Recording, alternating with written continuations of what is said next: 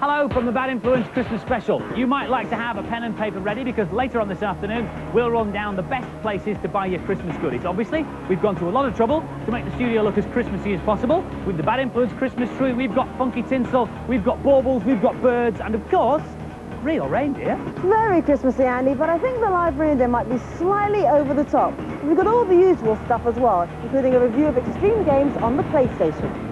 And I'll be reporting from Tokyo, joining in the celebrations for National Games Day. But first, 'tis nearly the season to be jolly, and that means Christmas cards. This year, though, instead of sending, mind yourself, Bob, sending the standard boring ones, I'm going to send ones I've designed on a new bit of software called Card Studio. It comes with some finished examples to get you going, from funny cards like this one to more serious ones like this. The best thing about designing your own cards, though, is the chance to be original. This is the card I've nearly finished. I've taken a picture of our Bad Influence studio and imported it in. I've also added one or two bits and pieces, but now I've got to add, well, Bob the reindeer, obviously, and what about Father Christmas? So we'll go to the art book. There are lots and lots of pictures to choose from. Anything from angels to presents, and reindeer. Now, let's see which one looks most like Bob. I think this one myself, so we'll select that one. Now we need Father Christmas, and if we close the book, the reindeer and the Father Christmas we've selected will return to my card. Okay, that's looking good. Now, what about a bit of tinsel? Well, you can draw freehand in this package as well, and I'll put some down here on the front of the set. And what about some on Bob's antlers? Terrific. Now we need a message for inside the card. Well, I've already put one in that says Merry Christmas, Sonia, love from Andy, and for the finishing touch on the back, you can even add a barcode. And so you can see it more clearly, I'll enlarge it to the full size of the card. There, now you can see it says, including minimum of 10% post-consumer fibre and 40% fake barcode. So now all I have to do is click on print, and the computer does the rest. But why not cut out the middleman and send a completely electronic Christmas card? This software is called Animated Greetings, and it lets you send a colourful interactive screen to someone. The lucky person who gets the card has to complete a simple task to get their Christmas message. In this one, you have to successfully match hidden pairs. In this one, you have to clean windows. Now, I'm just finishing off a card for Andy by adding a voice message. I'm going to record that right now. Hi, Andy.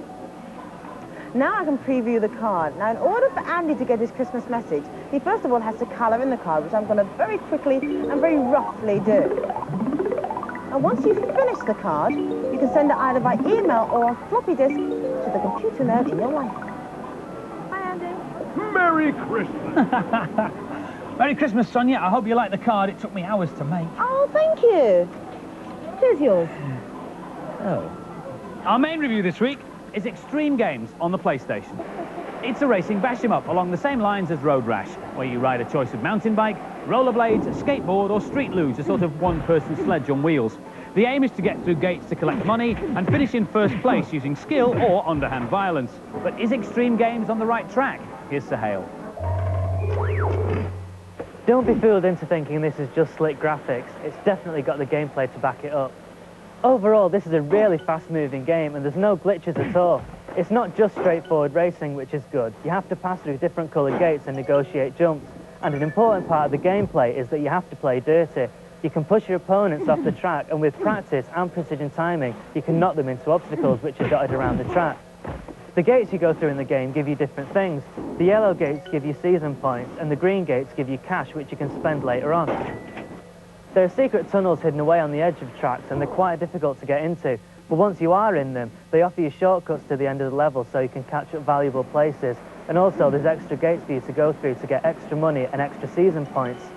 You can forget about Road Rash and Skitching. Here you've got the best of both worlds, and it's done 100 times better. This is excellent. I love the choice of racing equipment and that you can bash people off the track. It's a good Road Rash clone with lots of detail, but it's just too slow. And the scores for Extreme Games, both the boys and the girls agree. It's a road racing, bike bashing, gate grabbing 4. So, a good score there for Extreme Games. And in America, you can get an unusual skateboard controller for the game that goes faster when you press forward, slower when you press back, and even jumps when you stamp on it. Believe me, it's harder to use than it looks. Time now for our globe-trotting reporter, who this week is in Tokyo finding out how Japanese gamers spend their day off. Oh, I'm sorry. Bob! Bob, I've told you before, no reindeer behind the video screen. We all know that in Japan, everyone works hard all the time. But today's a bank holiday. It's called Kinro Kansha Nohi, which means Labour Thanksgiving Day.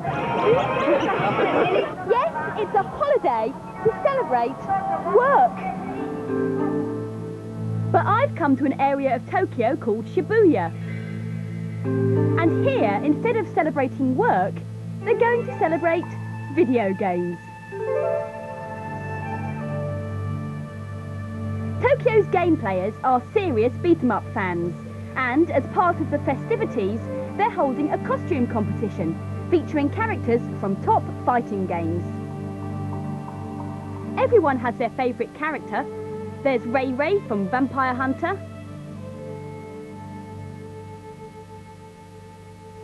King from Tekken, and from King of the Fighters, Iori.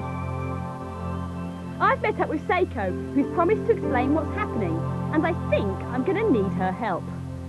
Seiko took me to one of the biggest arcades in Shibuya to try out Tokyo's top games, and it's a 3D beat-em-ups that are fighting it out for the top slot. Virtua Fighter 2 has been around for a while, and it's still popular, but it's not the champion. Take a look at this, Tekken 2. Just released in Japan and already king of the beat-em-ups. This sequel has taken the crown from Virtua Fighter 2 with its repertoire of highly acrobatic special moves. But hold those fearsome fists, here comes a new challenger. Officially launched on this auspicious National Games Day is the Fighting Vipers. He managed to get one over on the opposition by installing a variety of different barriers around the ring, which does make a huge difference to the gameplay. The fences mean you don't get ring out, but if you crash your opponent against the barriers a few times, you make a big dent in their energy bar. There's an interesting variety of cool characters, including this lead guitarist, who adopts the Keith Richards approach to crowd control.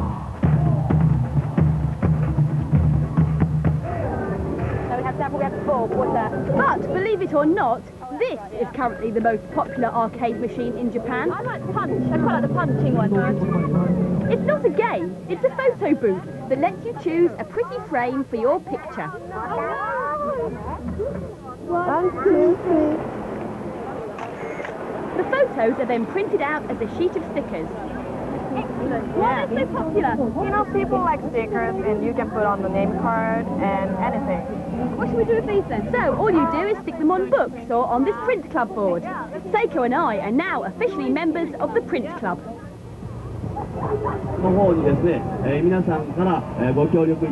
Meanwhile, back on stage, our Japanese Keith Chegwin was announcing the next event.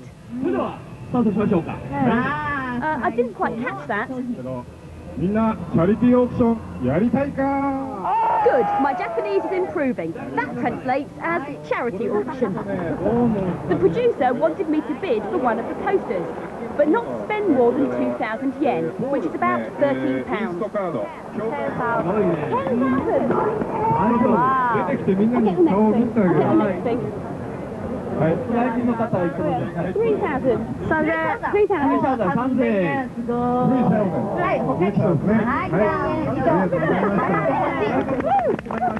And I bid 3,000 yen for 2 green crocodiles. I better get some money now. Bye everyone. Thanks, Keith. Well, the game's playing is going on late into the night, but I've had a brilliant day. Thanks a lot, Seiko. You're welcome. You know, I think we should have at least several National Games Days back in the UK.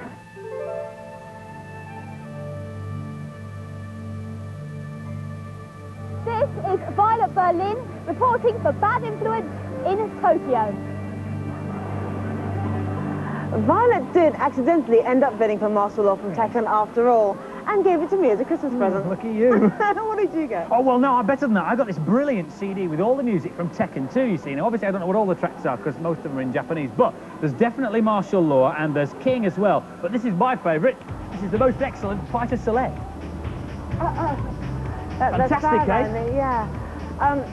Now it's time for this week's news and previews.